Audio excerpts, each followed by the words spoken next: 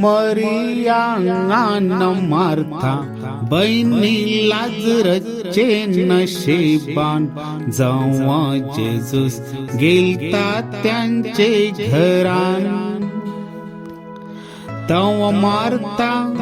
ती गुंतले ती घराचे कामान केली तक्रार बहिणी विरुद्ध त्या वक्तान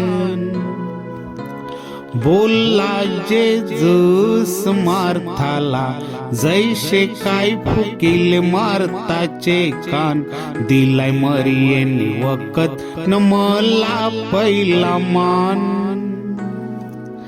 तिला मिळलंय मोठी देणगी परमेश्वराचं वरदान